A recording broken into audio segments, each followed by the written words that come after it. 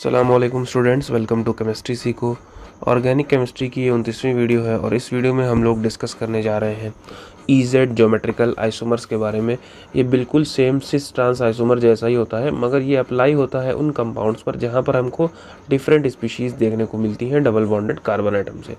ठीक है, तो वीडियो को एंड तक देखिएगा ताकि आपको सारी बातें समझ में आ सकें। तो चलिए शुरू करते हैं। तो यहाँ पर जो हमारा ई पार्ट होता है ना, जिसको हम लोग ई ज्योमेट्रिकल आइसोमर्स बोलते हैं, ये हमारा इक्विवेलेंट होता है किसके? ट्रांस के। और जो जेड वाला पार्ट होता है ये किसका इक्विवेलेंट होता है? सिस के। और जैसा हमने बताया कि ये अप्लाई होता है उन कंपाउंड्स पर जहाँ पर हमको अलग अलग स्पीशीज़ देखने को मिलती है। तो सपोज़ करिए कि हमारे पास इधर एक्स लगा, इधर वाई लगा, इधर जेड, इधर मान लेते हैं ए लगा हुआ है। तो ऐसा कंपाउंड आया जहाँ डबल बॉन्डेड कार्बन एटम से हमको चारों अलग अलग चीज़ें मिले।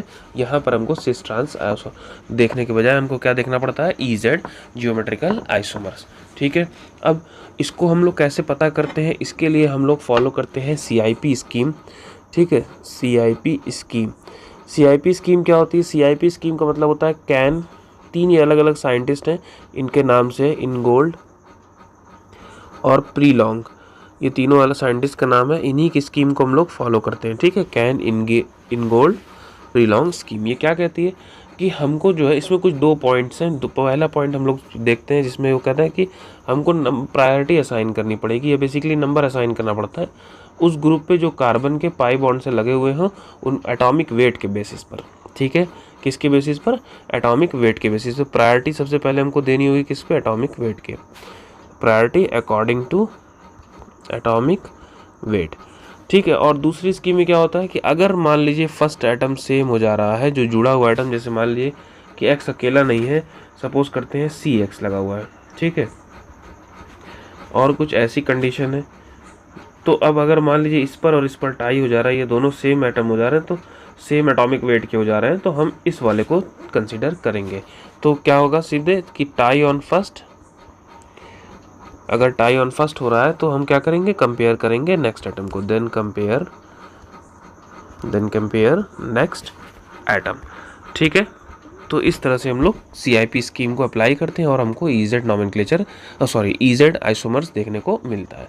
अब इसका एग्जांपल देखते हैं, तब आपको सारी बातें क्लियर होंगी। ठीक है, जैसे मान लीजिए हमारे पास कार्बन कार्बन डबल बॉन्ड है और इससे हमारे पास इधर Cl लगा हुआ है, इधर मान लेते हैं आयोडीन लगा हुआ है, इधर मान लेते हैं फ्लोरीन लगा हुआ है, इधर मान लेते हैं ब्रोमीन लगा हुआ है।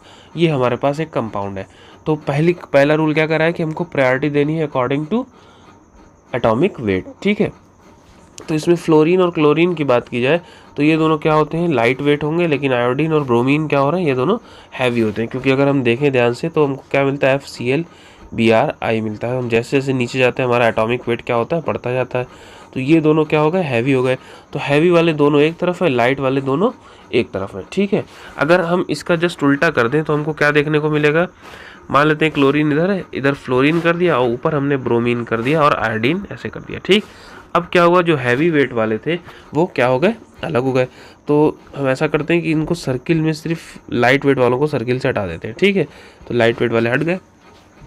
तो अगर दोनों भारी वेट, जिनका वेट ज़्यादा, एटॉमिक वेट ज़्यादा है, वो दोनों सेम साइड हो रहे हैं, तो ये क्या हो जाएंगे? हमारे सिस जैसे हो जाएंगे। और हमने क्या बताया शुरू में कि सिस को हम लोग क्या मानते हैं? सिस को हम लोग मानते हैं Z। तो ये कहलाएगा Z ज्योमेट्रिकल आइसोमर। और इसका उल्टा हो गया ये ट्रांस, तो ट्रांस को हम लोग क्या बोलते थे? E isomer. ठीक है, तो ये हो जाएगा हमारा ZGI और ये वाला क्या हो जाएगा? हमारा EGI। तो ये Z आइसोमर कहलाएगा और ये वाला E आइसोमर कहलाएगा। तो हमने क्या देखा कि जो एटॉमिक वेट है उसमें जो हैवी वाले हैं दोनों वो एक तरफ हो और लाइट वेट वाले दोनों एक तरफ हो, तो Z। और अगर उल्टा हो जाए कि एक लाइट और एक हैवी एक तरफ हो जाए तो हमारे पास आ जाता है E। ठीक है, इसमें और भी एग्जांपल्स हो सकते हैं। जैसे मान लीजिए अगर हमारे पास एक कंपाउंड है जिसमें कार्बन डबल बॉन्डेड है, इधर हमारे पास OH लगा हुआ है, इधर क्या लगा है? NH2। और इस वाले केस में हमारे पास है CH3 और इधर क्या है? हाइड्रोजन है। ठीक, तो अब ज़रा ध्यान से समझिए कि यहाँ पर हम कार्बन, क्योंकि ये जो बॉन्ड होता है ये कार्बन से होता है, तो हम इसको ऐसे लिखें तो बेटर रहेगा। हाइड्रोजन को पीछे लिख देते हैं। ठीक है, CH3 ऐसे। ये ऑक्सीजन से जुड़ा हुआ है, नाइट्रोजन से जुड़ा हुआ है। यहाँ पर हम वेट देखें तो ऑक्सीजन और कार्बन और नाइट्रोजन का होता है और हाइड्रोजन को अगर हम कंपेयर करें तो दोनों क्या हो रहे हैं? लाइट वाले एक तरफ हो रहे हैं। जैसे ये इसका वेट 1 होता है, नाइट्रोजन का अगर हम देखें तो इसका होता है 14, कार्बन का क्या होता है 12 होता है और ऑक्सीजन का क्या होता है 16। ठीक है, तो हैवी वाले क्या हो रहे हैं एक तरफ और लाइट वाले एक तरफ। ठीक है, तो ये हमारा कैसा हो जाएगा Z हो जाएगा। इसका E कैसे बनाएंगे? इसका E बनाने के लिए हमको सिंपली बस किसी एक चीज़ को ट्विस्ट कर देना होगा। तो O को हम नीचे कर देते हैं, NH2 ऊपर कर देते हैं और बाकी CH3 इधर ही छोड़ देते हैं H इधर। तो ये हमारा क्या हो गया E हो गया। ठीक है, यही है हमारी CIP स्कीम या फिर इसको हम लोग कैन इनगोल्ड प्रीलॉन्ग स्कीम बोलते हैं। तो ये हो गया हमारे पहले पॉइंट्स। ठीक, दूसरे पॉइंट में हमने क्या बताया था कि हम कंपेयर करते हैं, अगर टाई हो रहा हो फर्स्ट पे तो हम कंपेयर करते हैं सेकंड एटम को या नेक्स्ट एटम को। तो एग्जांपल के लिए अगर हमारे पास छोटा सा एग्जांपल लेते हैं हम, जिसमें NH2 है और सब कार्बन डबल बॉन्डेड से जुड़ा हुआ है और इधर हम मान लेते हैं OH है, इधर मान लेते हैं OCH3 लगा हुआ है और इधर N से जुड़ा हुआ है। बस इस बार क्या है CH3 और CH3 है। ठीक है, अब ज़रा इसको कंपेयर करें तो हैवी वाले क्या हो गए। अब देखिए फर्स्ट एटम पे टाई है क्योंकि ये नाइट्रोजन से ही जुड़ा हुआ रहता है, तो हाइड्रोजन पीछे होता है, नाइट्रोजन से जुड़ा हुआ होता है, तो हम इसको ऐसे लिख देते हैं तो कोई दिक्कत नहीं। अब पहला देखिए इसका नाइट्रोजन, इसका भी नाइट्रोजन, इसका ऑक्सीजन, इसका ऑक्सीजन, तो ये पहले एटम पे टाई हो गया। तो हमको नेक्स्ट एटम कंपेयर करना है।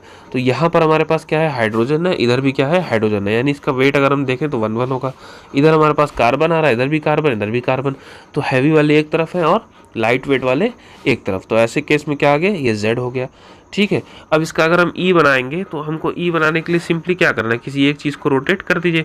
तो हम इधर ऐसे ही छोड़ देते हैं, N को यहाँ कर लेते हैं, CH3 CH3, यहाँ पर डबल बॉन्ड, इधर OH कर लेते हैं और इधर OCH3 कर लेते हैं। तो इस तरह से ये हमारा क्या बन जाएगा E आइसोमर बन जाता है। ठीक है, तो ऐसे जो है हम लोग EZ ज्योमेट्रिकल आइसोमेरिज्म करते हैं। ठीक, कभी कभी केस आता है किसका, जैसे आइसोटोप ऑफ हाइड्रोजन्स लगे हुए हों तो क्या होगा। आइसोटोप्स ऑफ हाइड्रोजन, जैसे मान लीजिए हमारे पास हाइड्रोजन नॉर्मल जिसको हम लोग प्रोटियम बोलते हैं, या फिर हमारे पास ड्यूटेरियम है, या फिर हमारे पास ट्रीटियम है। तो ट्रीटियम ज़्यादा हैवी होता है तो उसको ज़्यादा प्रायोरिटी दी जाएगी, फिर ड्यूटेरियम को दी जाएगी, फिर हाइड्रोजन नॉर्मल हाइड्रोजन या जिसको प्रोटियम बोलते हैं उसको दी जाती है। तो उसके अकॉर्डिंग भी हम लोग को EZ आइसोमर्स देखना होता है। ये बड़ा इंपॉर्टेंट पॉइंट होता है, आइसोटोप के अकॉर्डिंग भी हम EZ आइसोमर को कर सकते हैं। ठीक है, तो इस वीडियो में बस इतना ही। उम्मीद करते हैं कि आपको सारी बातें समझ में आई होंगी। वैसे आपको बताते चलें कि ये वाला जो आइसोमर है ये हमारे बोर्ड के सिलेबस में नहीं आता है, कंपटीशन वगैरह में इससे क्वेश्चंस आते हैं। फिर भी आपको इन्फॉर्मेशन दे दी गई कि अगर कभी ऐसा हो क्वेश्चंस आ जाए तो आपको क्या करना हो। तो उम्मीद करते हैं कि सारी बातें समझ में आ गई होंगी। अभी भी कोई क्वेश्चन या डाउट है तो आप कमेंट सेक्शन का यूज़ कर सकते हैं। Thank you.